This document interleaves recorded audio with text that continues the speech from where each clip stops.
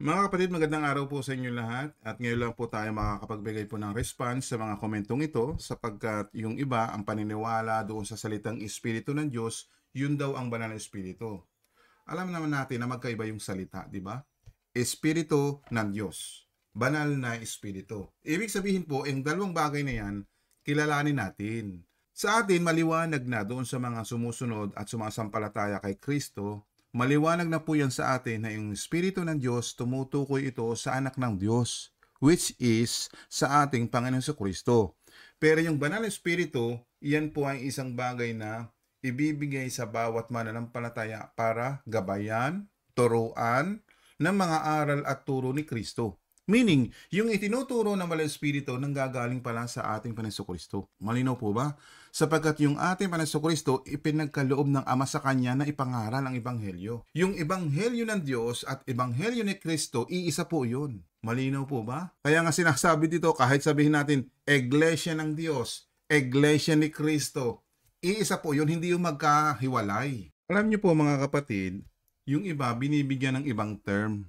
Kaya nagtatayo ng ibang mga iglesia ngayon, ginagawa nilang sarili nila.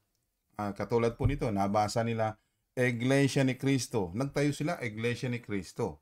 Yung iba nagtayo, Iglesia ng Diyos. Nagtayo sila, Iglesia ng Diyos. Magkalaban pa sila. Sa kasulatan, hindi po yung magkalaban. Kasi iisa naman yung tinutukoy na iglesia na itinayo ng Ama na binigyan po ng authority yung kanyang anak para pamunuan yung iglesia. Di ba't napakalinaw po? So para hindi na tayo lumayo sa ating pag-aaral, balikan po natin ito. Kasi po dito sa mga nagkokomento sa atin, ililinaw natin na yung Espiritu ng Diyos si Kristo. Kasi ang kanilang pangunawa sa Espiritu ng Diyos, yun daw ang banal na Espiritu. Pagpatuloy pa natin itong mga komentong ito na magbibigay linaw sa Kanya. Ano ho? Sa atin malinaw na po yung Espiritu ng Diyos ay si Kristo. Mga kapatid, magtsatsaga lang po tayo sa pagsagot po sa mga ganitong komento. Medyo mahaba po ito. No? So, umpisahan po natin basahin. Maganda na sana yung mga paliwanag ni Brother Owen tungkol sa ating Panginoon. Kaya lamang, ba't sinabi mo pa rin na siya yung Espiritu ng Diyos dahil ba yun ang kalagayan ng ating Panginoon? Maaring tama ka. Espiritu ang kalalagayan niya. Pero hindi ko sinasabing tama ka. Maaari lang kasi wala namang binanggit ang kasulatan na ang Espiritu ng Diyos ay ang Panginoong noong pasimula, di ba? Kasi salita yung nababasa natin gaya sa paliwanag mo. Ngayon, magpatuloy tayo at magbasa pa ng mga komento para ilinaw natin sa mga taong nagkakamali sa pangunawa o sa pagkakilala sa Espiritu ng Diyos. Basahin pa natin ito. Ganito na lang para malinaw sa iyo at sa mga viewer mo, bumasa tayo sa kasulatan kung ang Panginoon nga ang Espiritu ng Diyos na binanggit sa Genesis 1:2. Alam niyo po, para bang binibigyan pa tayo ng pangunawa sa mga bagay na ito. Sila nga po ang hindi makakaunawa kasi nga, bakit sila mag-explain sa atin na parang ipaunawa yung mga bagay na kanilang unawa?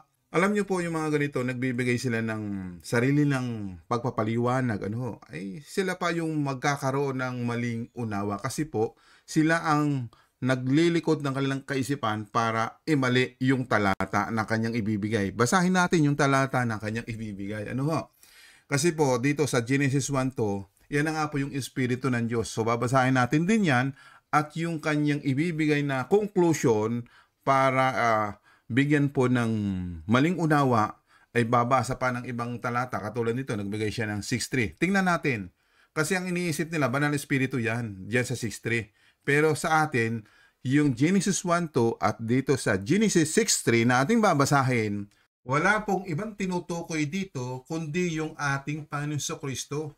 Yung Espiritu ng Diyos, si Kristo Jesus po yan. At yung salitang Espiritu dito ng Panginoon ay si Hesus Kristo pa rin po. Sila po yung nagmamali ng unawa sa kanilang binabasa. Kasi nga po, malawak po ang kasulatan. Ang magpapaliwanag nito yung mga lingkod ng Diyos, mga kapatid. Bago po natin basahin ang Genesis 1:2, sabi pa niya, una hanap tayo ng mga talata patungkol sa Espiritu ng Diyos. Ngayon, ang kanyang pagkaunawa ay yan daw ay banal na Espiritu. Kaya kumuha siya ng talata ay ito pa ang binigay niyang talata. Basa tayo, sabi niya. Genesis 6:3. At sinabi ng Panginoon, ang aking espiritu ay hindi makikipagpunyagi sa tao magpakailanman, sapagkat siya'y may laman, gayon may magiging 120 taon ang kanyang mga araw. Ngayon, bakit sinabi ng Panginoon na ang buhay ng tao ay aabot na lang po ng 120 years? Ang tanong, sino ba ang nagbibigay buhay? Yan ang ating alamin. Banal na Espiritu ba o si Jesucristo? Yan ang ating alamin. Ano ho? Kasi para sa kanya, yung Espiritu ay yung Banal na Espiritu daw. Kaya magkakamali sila ng unawa. Kasi nga po, ang nagbibigay ng buhay ay ang ating Panginoong Hesus. O basa muna tayo sa mga talata na ating ibibigay na si Kristo ang tinutukoy na nagbibigay buhay. Basa tayo. Dito po sa 2 Korinto 3:6, sabi po dito, na sa amin naman ay nagpapaging sapat na mga ministro ng bagong tipan, hindi ng titik kundi ng espiritu, sapagkat ang titik ay pumapatay, dadapwat ang espiritu ay nagbibigay buhay. Sino po yung nagbibigay buhay? Sino yung espiritong yon?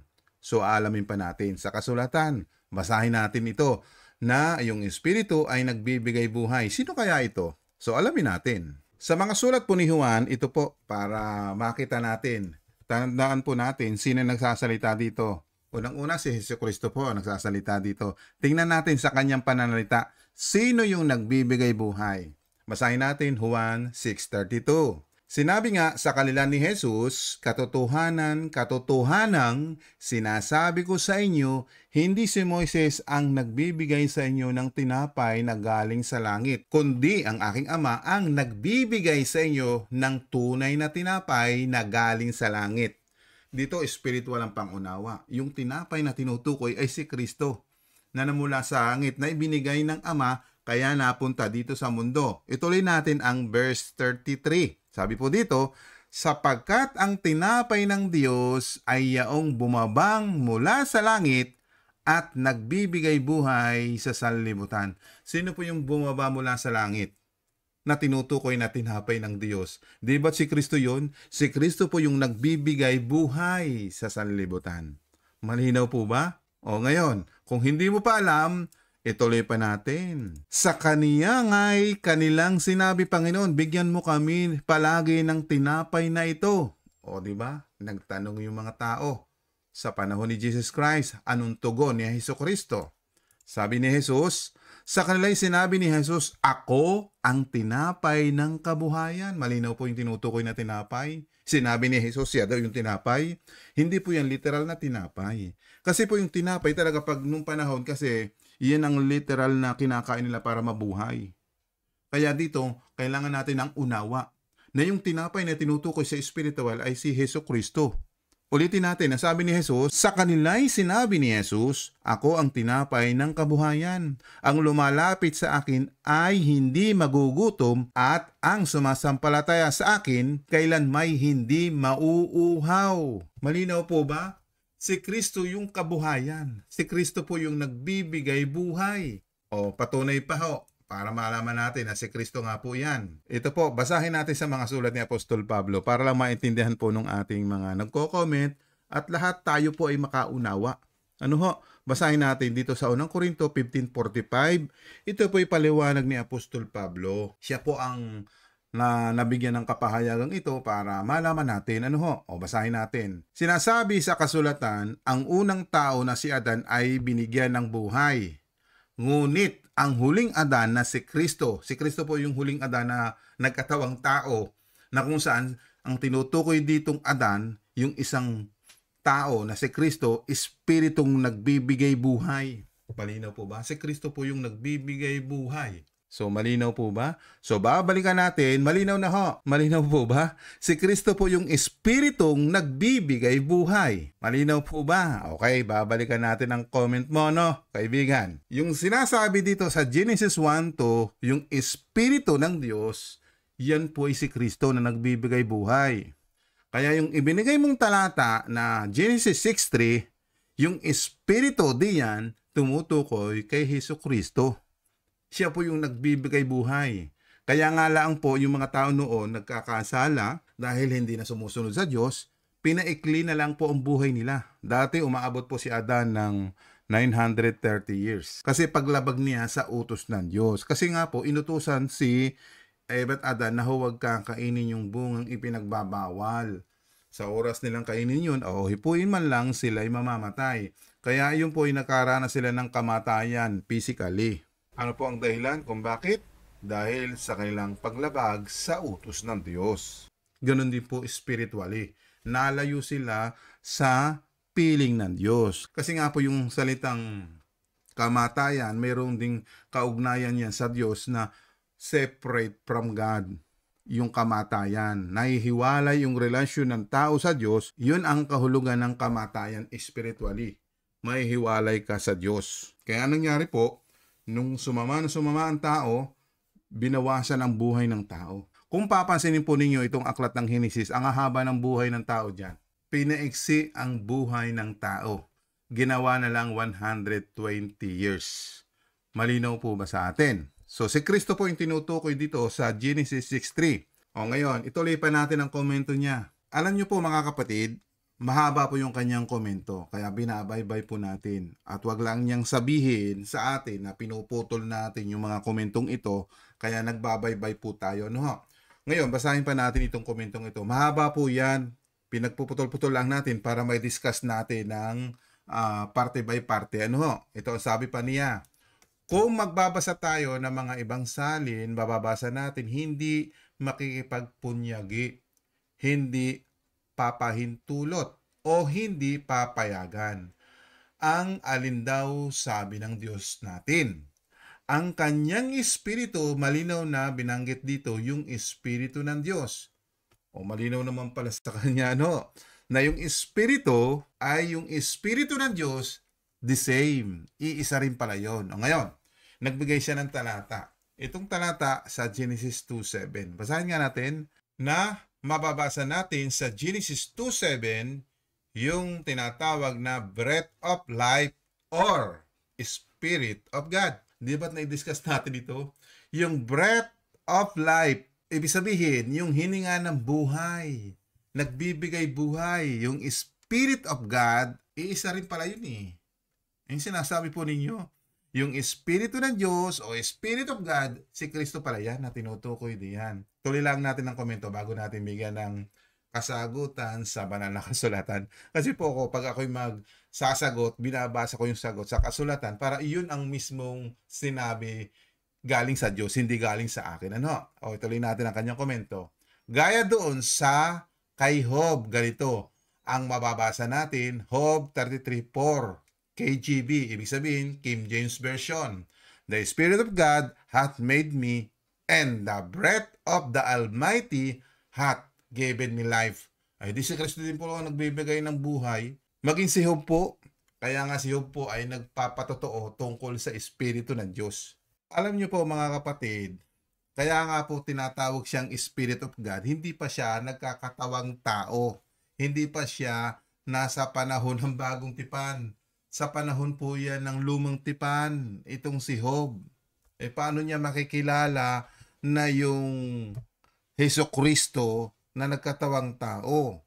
Dito pa ho, hindi pa yan nagkakatawang tao, yung Spirit of God.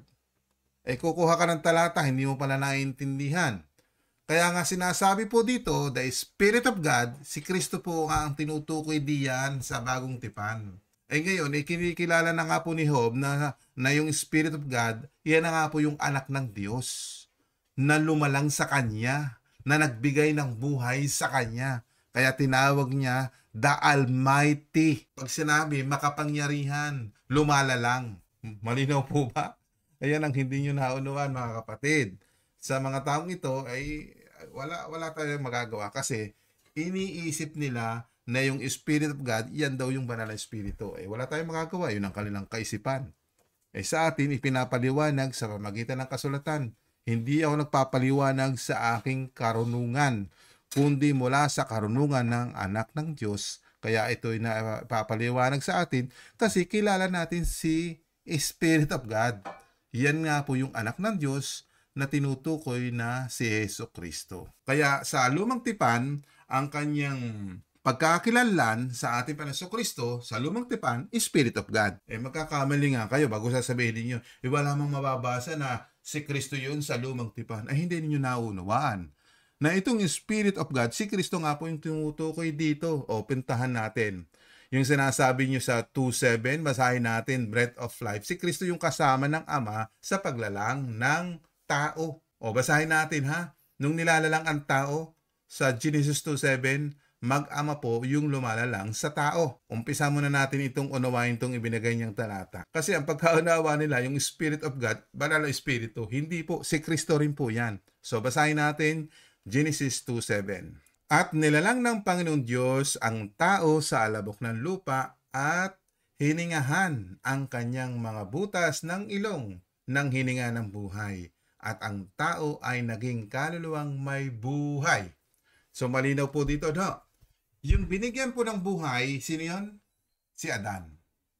Malinaw po ba? Ang tanong, sino yung nagbibigay buhay? Di ba't si Kristo? Ito ay hindi nalalayo sa paliwanag ni Apostol Pablo. Binasa natin ito kanina. Na kung saan si Kristo po yung nagbigay buhay. Balikan nga natin yung talatang yun. Huwag lang kayo magkamali ng pangunawa kasi ang mga bagay na yan, ang mag-ama ang lumikha sa tao. Kaya kung babalikan po natin itong paliwanag na ito, patungkol po kay Apostol Pablo sa kanyang paliwanag, doon natin maiintindihan. Basahin natin ito. Sa unang Korinto 15:45, ito'y nabasa ko na kanina. Piniliwanag ko na po sa inyo yung Espiritu na nagbibigay buhay. Basahin natin. Ito ay isasagot lang natin doon sa binasa natin sa 2:7 ng Genesis. So basahin natin ito. Sinasabi sa kasulatan, ang unang tao, si Adan, ay binigyan ng buhay. So balikan natin yung 2:7 para malinaw po sa atin. Yan. At nilalang ng Panginoon Diyos ang tao sa alabok ng lupa. Sino yung unang tao na nilalang ng Diyos? Hindi ba't si Adan? At hiningahan ang kanyang mga butas ng ilong ng hininga ng buhay. At ang tao ay naging kaluluwang buhay. So si Adan yan, di ba? Balikan po natin ang sinasabi ni Apostol Pablo dito sa 1 Korinto 15:45. Sinasabi sa kasulatan, ang unang tao, yan ang unang tao do sa Genesis 2:7. Di ba, malinaw po? Yan ang unang tao na binigyan ng buhay. Ngunit, tingnan po natin ang yung salitang ngunit. Ngunit, ang huling Adan na si Kristo ay Espiritong nagbibigay buhay. Naunawa po ba natin na yung sinasabi ditong Espiritong nagbibigay buhay, pag sinabing Espiritong nagbibigay buhay, tumutukoy ito kay Kristo Jesus. Yan po yung Espiritu ng Diyos o Spirit of God. Kayo po ang nagkakamali sa pangunawa kasi nga po, pinagpipilitan ninyo na yung Spirit of God ay banal na Espiritu. Di pa po ba? Malinaw naman po sa ating mga talata binabasa natin para maunawaan po natin. Alam mo kaibigan, dito sa sinasabi ni Job, kaya siya nagpapatotoo do sa Spirit of God, basahin natin sa Tagalog, kaibigan? Ito po, basahin natin. Job 33:4, ang Espiritu ng makapangyarihang Diyos ang gumawa sa akin at nagbigay buhay. Sino po yung nagbibigay buhay? Di ba si Kristo po yan? Ang layo naman ang inyong pang-unawa. Banal na Espiritu ba ang nagbibigay buhay? Ito pa, babasahin ko sa inyo. Si Kristo ang nagbibigay buhay. Ito po'y patotoo ng mga apostol. Basahin natin. Ito kaibigan, nang hindi ka mapahiya sa harap ng Diyos. Kasi mapapahiya ka sa harap ng Diyos kung hindi mo talaga unawain. Ito po ang patuloy namin sa mga patotoo ng mga apostol na naisulat dito po sa Aklat ng Gawa 3:15. Basahin natin. Pinatay ninyo ang nagbibigay ng buhay. Sino po yung pinatay ng mga pinapatay ng mga Hudyo? Di ba si Jesus? Pinapatay nila. Kaya nga sinabi ng mga apostol, pinatay ninyo ang nagbibigay ng buhay. Sino po yung nagbibigay ng buhay? Di ba? Ituloy lang natin. Ngunit binuhay siyang muli ng Diyos, nung Diyos Ama ang bumuhay kay Jesus. At makakapagpatunay kami na nabuhay siyang muli. Di ba? Iyan ang patotoo ng mga apostol na nabuhay na muli si Kristo na pinapatay ng mga Hudyo. Ngayon, basa tayo ng ibang salin para lang sa lumawak ang ating pag-unawa. Ito pa, Dito pa rin po sa Gawa 3:15. At inyong pinatay ang lumikha ng buhay. Napakalinaw. Sino po yung lumikha ng buhay na pinatay ng mga Hudyong ito? Pinapatay, na binuhay ng Diyos na magamuli sa mga patay, mga saksi kami na mga bagay na ito. O yan na po nagpalinaw na sa iyo, kaibigan. Sino po yung lumikha ng buhay? Ay di ba't yung Spirit of God, yung Espiritu na Diyos? Kaya pag ikay nagbibigay ng talata, unawain mo. Ay ang gusto pala ninyong unawa ay banal na Espiritu yan. So hindi po, kaibigan, So ngayon, bahala ka kung yan pa rin ang kaisipan mo na yung Spirit of God ay banal na Espiritu. Di bahala kayo. Ito na nagpatunay sa atin. Sino po yung lumikha ng buhay? At sino po yung nagbigay buhay kay Hope? Yan po, si Hesus Kristo. Ang tinutukoy po dito sa Gawa 3:15. Malinaw po ba? Kaya dapat kayo ay magkaroon ng unawa sa inyong binabasa nang hindi kayo mapahiya sa pagdating ni Kristo. Kaya nagkatawang tao si Kristo para malaman lang natin na si Hesus Kristo yung Espiritong nagbibigay buhay. So malinaw po ba? Kaya itong komento ninyo ay hindi kami nalalayo sa pangunawa. Si Kristo pa rin ang lumilitaw dyan. Nauunawa na ba natin? Ngayon, nagbibigay ka pa ng talata. Si Kristo rin po yung ibinigay mong talata dito sa Job 33:4. Kasi ang inyong unawa, banal na Espiritu ang nagbibigay buhay. Si Kristo nga po yung nagbibigay buhay, mga kapatid. Ano po? Ito pa sinasabi mo. Gaya doon sa kay Job, ganito ang mababasa natin.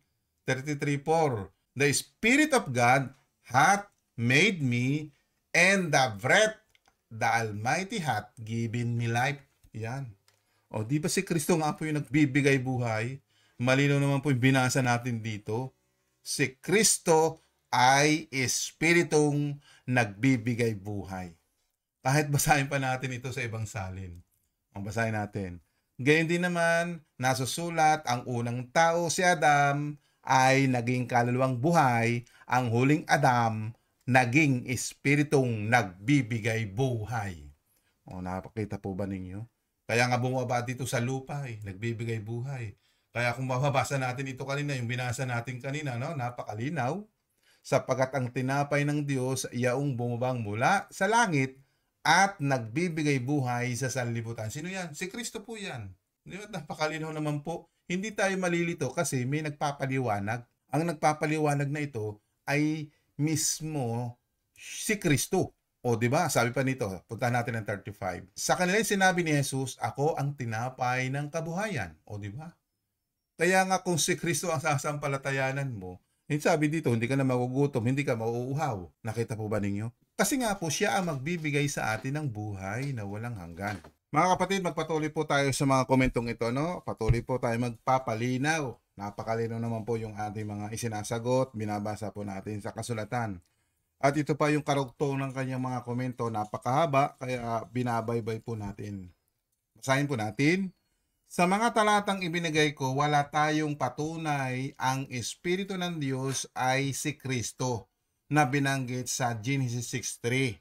Di ba? Kaya hindi pa rin tayo nakakasigurado kung tama ang perception mo o hindi. Basa pa tayo ng iba. Alam nyo, bago tayo bumasa ng iba, ipinaliwanag ko na po na yung Genesis 6:3, tumutukoy dito yung Espiritu ng Diyos ay si Kristo. So, hindi ko na i-discuss kasi malinaw na ito sa atin. At ito pa ang sinasabi pa ninyo, na kung saan ay hindi nyo talagang kayang unawain at hindi pa kayo sigurado. Kayo ang hindi sigurado, kami siguradong sigurado, kilala namin na Espiritu ng Diyos ay si Kristo. Kaya dito, binibigay po namin ang tamang pag-unawa na yung Espiritu ng Diyos ay si Kristo. Para sa inyo, hindi kayo sigurado. Ngayon, nagbigay ka pa ng talata. Sabi mo pa, basa pa tayo. Okay, Genesis 41:38. Sinabi niya sa kanyang mga opisyal, wala na tayong makikita pang ibang tao na kagaya ni Jose na ginagabayan ng Espiritu ng Diyos. Familiar ka ba sa salitang ginagabayan, Brother Owen? Pero hindi ko sinasabi na ang gumagabay kay Jose yung banal na Espiritu. Kasi naman ang hinahanap natin kung si Kristo nga ang Espiritu ng Diyos. Katulad po nito, hindi pala niyo kayang unawain sa panahon ni Jose. Kaya nga po, nung panahon ni Jose, ang Espiritu ng Diyos ang gumagabay kay Jose. Kasi hindi ka nga sigurado eh. Kami sigurado. Yung Espiritu ng Diyos, si Kristo yun, gumagabay kay Jose. Kaya binigyan niya ng karunungan eh. Kaalaman at pangunawa sa mga bagay na kasi kinikilala niya yung Diyos ni Abraham ni Jacob. Di ba po ba? O ngayon, patunayan natin sa itong ibinigay mong talata na yung Espiritu ng Diyos gumagabay po sa tao. Si Kristo po ba hindi mo uunawain na gumagabay din siya? Ang pag-alam lang ninyo na ang Banal na Espiritu ang gumagabay. Alam nyo po, pati po ang ating Panginoong Kristo ginagabayan po ang bawat lingkod ng Diyos. O ito, ipapaalam ko sa iyo na si Kristo rin po'y gumagabay sa bawat taong sumusunod sa pamaraan ng Diyos. Itong sinasabi mo na, familiar ka ba sa salitang ginagabayan, Brother Owen? Alam nyo po, pati si Jesucristo, alam nyo po, kung hindi mo kilala si Kristo, na siya ay gumagabay din po, abay alamin mo, hindi lang po ang Banal na Espiritu ang gumagabay, pati rin po ang ating Panginoong Kristo ay gumagabay. O babasahin ko sa iyo, para maunawaan po ninyo. Ano? Basahin natin sa kasulatan. O ito po, sa mga sulat ni Apostol Pablo, Roma 8:9, ngunit kayo'y wala sa laman, kundi nasa Espiritu. Yamang nananatili sa inyo ang Espiritu ng Diyos, si Kristo, no? Subalit kung ang sino may walang Espiritu ni Kristo, siya'y hindi sa Kanya. Malinaw po. Yung Espiritu, si Kristo. Yung Espiritu ng Diyos, si Kristo.